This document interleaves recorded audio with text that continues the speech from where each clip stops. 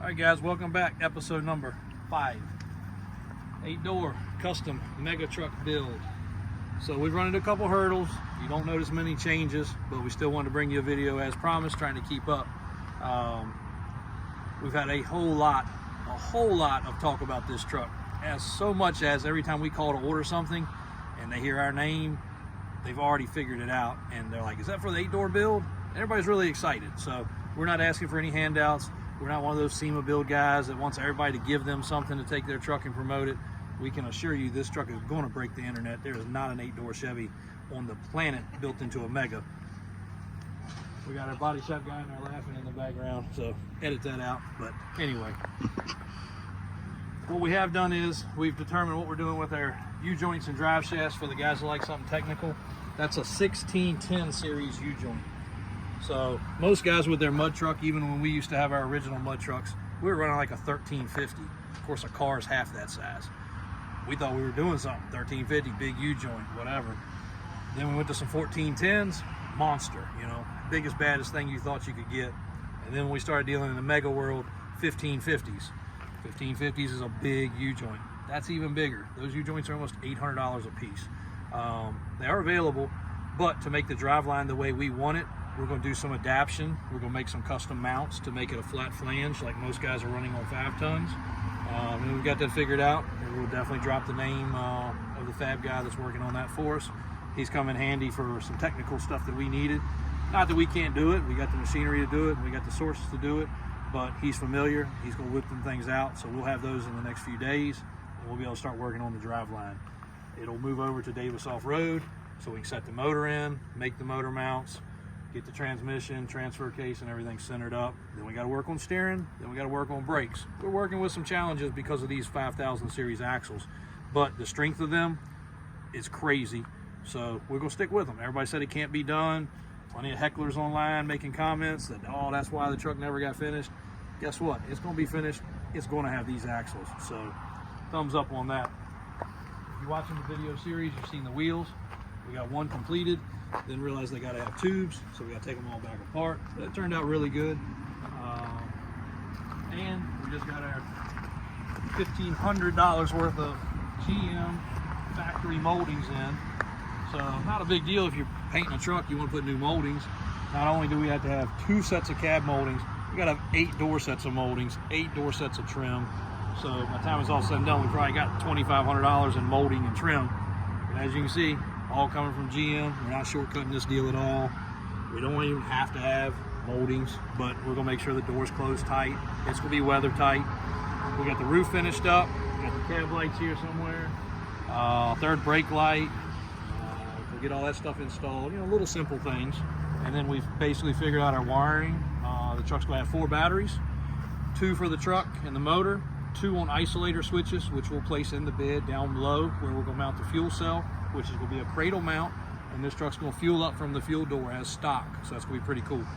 The isolator will allow us to run the strobe lights, run the underglow lights, and not have any problems hitting the key and starting the truck still.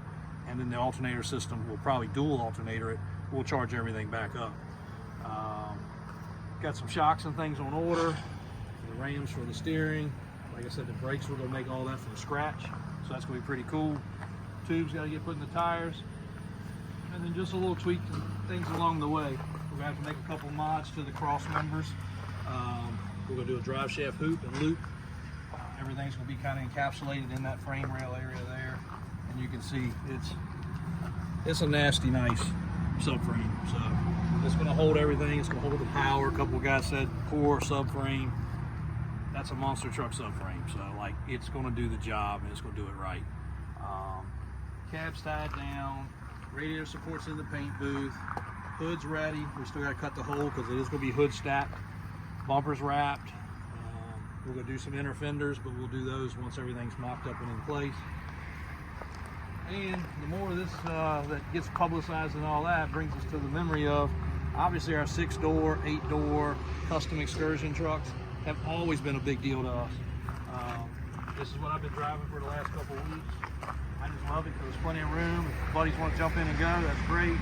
Carrying the family around, that's great. Obviously it stands out. This truck's not much harder to drive than a crew cab long bed. It might be 6 or 8 inches longer, but it's still normal and practical for everyday driving. But you can carry 8 or 9 people with seat belts and tow. So that's, you know, put the boat behind it, put the camper behind it. We're going to a show this weekend. It's going to tow the truck out there. And I know there's a lot of guys that have done this stuff in the past too. You know, that was one of the things that excite us about this project. But if you don't follow us, check it out. We've had several hundred 6, 8-door custom excursions. But what makes this the coolest is you don't see another 8-door Chevrolet of this generation. There's been some new ones, there's been some older ones, there's even been some square bodies. That truck right there is one of the hardest things to put together just because of the cab configuration and the door configuration. And we'll run back to it real quick just to show. Of course, we still got to do some final adjustments and some final touches. You obviously can't use multiple front doors. They're not the right shape. When you come to the back door, the front section of it is square. The back section of it curves. So each door has had to have that extra wing added, and also at the back, it's also had a piece added right here. You don't notice all that. That's hidden by the wrap. If you watch one of the original videos, I show it where the doors are upside down.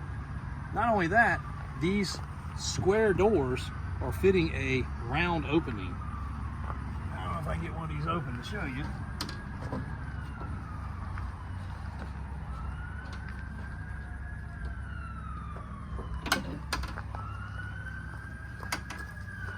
But, and we've also showed this where the seams are all nice, but this opening is not designed for this door. It's designed for a door that's totally different shaped. So we've left this open for right now because it's gonna be nice for us to run wires, do other things, but this had to be cut. The door had to be modified. The bottoms of the doors are modified. The tops of the doors are modified. The strikers are modified. The latch location's modified. Everything had to be changed. So for the guys that say, oh, it's not a big deal, Fords, it's still a big deal, but everything fits. The doors fit without modifications. You just had to cut the truck in the right section. Everything goes together. The doors are square. You can make a 20-door truck for all that matters with a Ford without much modification. But this right here was a feat in itself. Like, just people do not understand what we've been working on. Like, once we roll on something, it's not that big of a deal. But Matt had to do each one of these doors individually to make them fit, and then we had to put each one on and off multiple times, adjust, shave, cut. And like I said, we'll go fill that panel in. You will not know we even cut that out at one point, but it didn't work. Like, you can't put a round item in a square hole or a square item in a round hole. It just doesn't fit. So that's what's made this a task, but an awesome completed project. So anyway, long story short, lots of parts have arrived. Truck doesn't look much different. The rest of the wrap's going on it today. The door handles will go on it. The belt moldings will go on it. The door moldings will go on it. The cab moldings will go on it. The trim will go on it. Again, it won't look much different, but a ton of stuff's getting done. Then it's rolling up to the shop, and Daniel and Brian are going to take on the task of what's never been done and what they say can't be done. So it'll get interesting. It'll get fun. There will be some more hurdles, but yeah, if everything keeps rolling like this, it's not going to be long before this thing is mobile, on its own power, going on its custom built trailer, ready to go. Go out and see some guys, promote this thing. Yeah, we'll bring you some videos along the way. So thanks for watching, subscribing. We appreciate it. And click and like and subscribe and whatever else, everything else says. Click, like, subscribe.